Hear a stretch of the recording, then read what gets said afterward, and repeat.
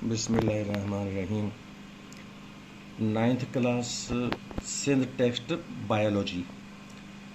तो हमने animal tissues का काम शुरू कर रखा है, उसी को हम आगे बढ़ाने जा रहे हैं। क्वेश्चन है, define muscle tissues and write down the names of their types. दो काम करने हैं।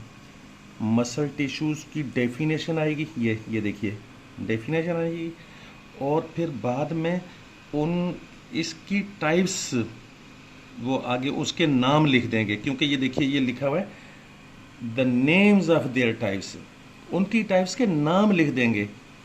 तो चलिए देखते हैं। मसल टिश्यूज़ की डेफिनेशन है, it is a type of tissue that is composed of long cells which have the ability to contract in order to produce motion of the body parts. body parts के लिए body parts की motion के लिए ये जो tissues हैं, in tissue में जो सेल्स होते हैं, यानी जिन सेलों से ये टिश्यूज़ बने हुए हैं, वो सेल्स में ये सलाहियत होती है कि वो कंट्रैक्ट हो सकें। उन सेलों के कंट्रैक्ट होने से मसल्स कंट्रैक्ट होते हैं, तो फिर लिहाजा आगे बॉडी पार्ट्स की मोशन इसी वजह से होती है, हरकत होती है। मतलब ये हुआ कि बॉडी पार्ट्स को मोशन देने के लिए, हरकत देने के लिए ये मसल्स का कंट्रैक्ट होना, यानी सेल्स का कंट्रैक्ट होना ज़रूरी है, जो ये कर देते हैं। आगे देखिए, टाइप्स ऑफ मसल टिश्यूज़। ये देखिए टाइप्स ऑफ मसल टिश्यूज़ की हेडिंग लगाकर फिर आगे तीन टाइप्स के नाम लिखे हुए हैं, skeletal muscles, cardiac muscles, smooth muscles. तो तीन टाइप्स के मसल्स के नाम लिखे हुए हैं। यही मसल टिश्यूज़ की तीन टाइप्स हैं और आंसर कंप्लीट हो गया।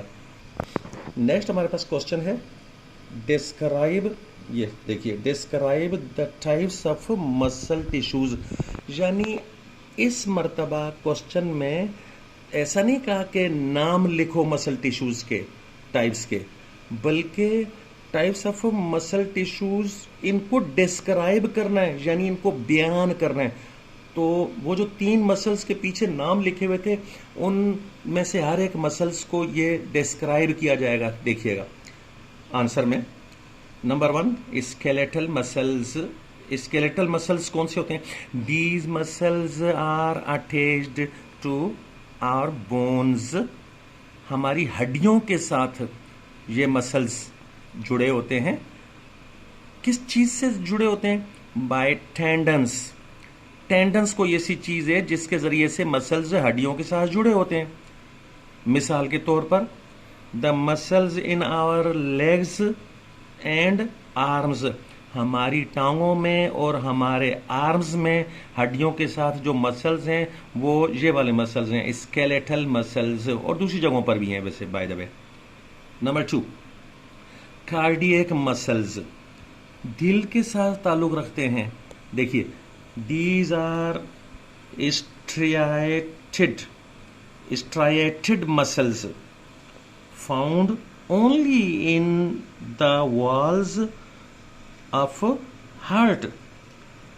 स्ट्राइएटेड मसल्स का मतलब है कि धारीदार मसल्स, इंग्लिश में स्ट्रिप्ड मसल्स बोलते हैं।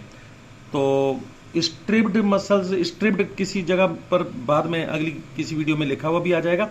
मतलब यह है कि धारीदार या स्ट्रिप्ड मसल्स हैं ये कार्डियक मसल्स।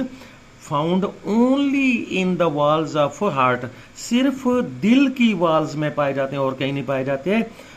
और and are not under voluntary control, यानी कि अपनी हमारी मर्जी के कंट्रोल में नहीं होते। हमारी मर्जी इनके ऊपर नहीं चलती है कि जब हमारा दिल चाहे तो हम इन दिल के लिए मसल्स को जो है वो कुछ ऐसा कर दें कि दिल धड़कना शुरू कर दे, और जब हमारा दिल चाहे तो हम ऐसा कुछ इन मसल्स के लिए करें कि दिल धड़कना ही वो रुक जाए। तो ये हमारे कंट्रोल से बाहर है, हमारी मर्जी से बाहर हैं। नंबर 3 पर है स्मूथ मसल्स। तो दीज आर अनस्ट्राइएटेड मसल्स, यानी कि ये जो स्मूथ मसल्स हैं ये स्ट्रिप्ड नहीं है, धारीदार नहीं है। Found in the walls of digestive tract, uterus, urinary bladder and various other internal structures and also in blood vessels। बहुत आसान बात है। पिछले जो 2 तरह के मसल्स बताए, कार्डियक वाले और स्केलेटल वाले मसल्स, वो स्ट्राइएटेड होते हैं दोनों, और ये अनस्ट्राइएटेड मसल्स हैं स्मूथ वाले। कहाँ पाए जाते हैं? इन द वॉल्स ऑफ, ये चीजें याद रख लेनी है, digestive tract, uterus, urinary bladder और दूसरे बहुत सारे, यानी वेरियस का मतलब है कि मुख्तलिफ दूसरे अंदरूनी स्ट्रक्चर्स में भी ये पाए जाते हैं। और ब्लड वेसल्स यानी खून की जो नालियां हैं, चाहे वो आर्टरीज हों या वेन्स हों, उनमें भी ये मसल्स स्मूथ मसल्स होते हैं। नेक्स्ट हमारे पास क्वेश्चन है, right a short note on nervous tissue. Answer इसका क्या है? नर्वस टिश्यू की पहले डेफिनेशन है और इंट्रोडक्शन है ये शॉर्ट नोट में। ये देखिए, nervous tissues are the main components of nervous system. Nervous system का बड़ा पार्ट्स ये नर्वस टिश्यूज ही होते हैं। नर्वस टिश्यूज के अलावा और भी चीजें नर्वस सिस्टम में कोई होती होंगी यकीनन, लेकिन ज्यादा हिस्सा नर्वस सिस्टम का नर्वस टिश्यूओं से बना हुआ होता है। They are composed of neurons. ये ऊपर ये देखिए, नर्वस टिश्यूज जो हैं, ये इनके बारे में नर्वस टिश्यूज जो हैं वो बने होते हैं न्यूरॉन्स के। और न्यूरॉन्स के लिए क्या है? Which transmit information. न्यूरॉन्स जो हैं वो भेजते हैं, ट्रांसमिट करते हैं मालूमात को टू अदर सेल्स। ये जो न्यूरॉन्स वाले जो सेल्स हैं ये दूसरे सेलों को मालूमात भेजते हैं। आगे देखिए, दीज टिश्यूज यानी nervous tissues are found in the brain, spinal and nerves. Spinal cord होना चाहिए, तो यहाँ पर मैं लिख देता हूँ नीचे कॉर्ड। तो ये जो नर्वस टिश्यूज जो होते हैं वो ब्रेन में होते हैं, स्पाइनल कॉर्ड में होते हैं और नर्व्स में होते हैं। आगे देखिए, the cells in nervous tissues are able to communicate by electrical impulses. यानी कि ये जो सेल्स होते हैं नर्वस टिश्यू, जिन सेलों से बना होता है, वो सेल्स कम्युनिकेट करने के काबिल होते हैं, पैगामात भेजने के काबिल होते हैं। वो पैगामात किस शक्ल में भेजते हैं? इलेक्ट्रिकल इम्पल्सेस की शक्ल में भेजते हैं। आगे वो जारी है नोट, ये नर्वस टिश्यू पर जो नोट है वो आगे जारी है, और ये फंक्शंस नर्वस टिश्यू के फंक्शंस ही हैं।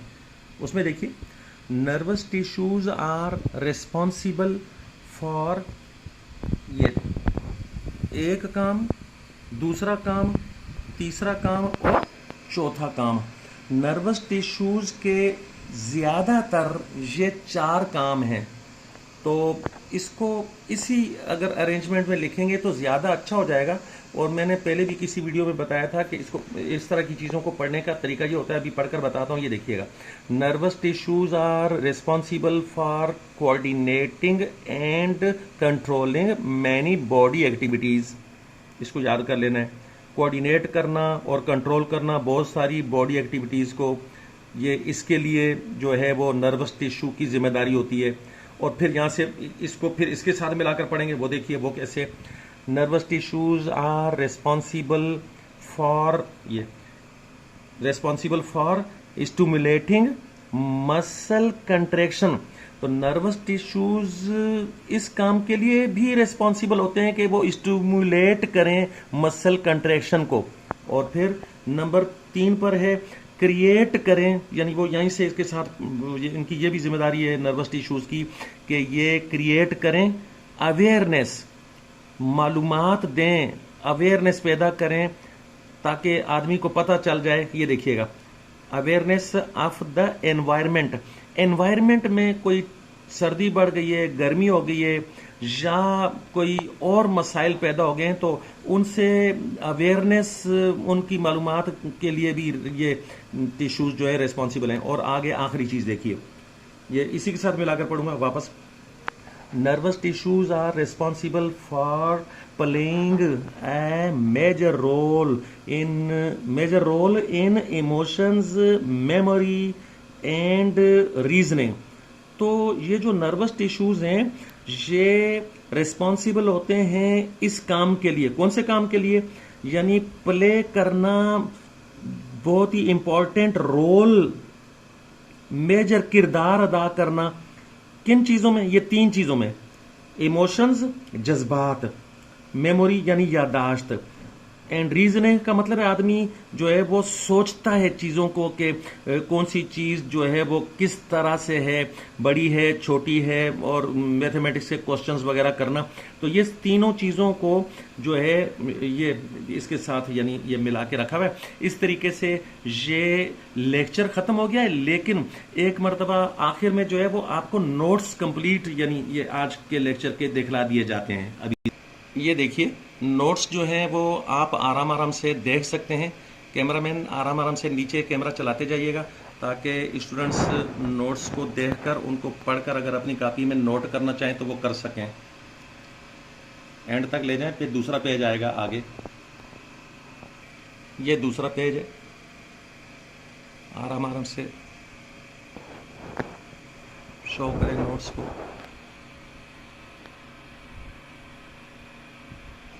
ये तीसरा पेज है, नीचे करें। ये नेक्स्ट पेज है, ऊपर से दिखाएं। आराम आराम से नोट्स दिखलाते जाएं एंड तक।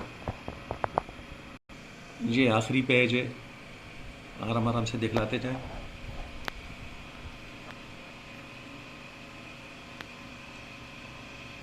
और फिर आज का लेक्चर खत्म हो गया।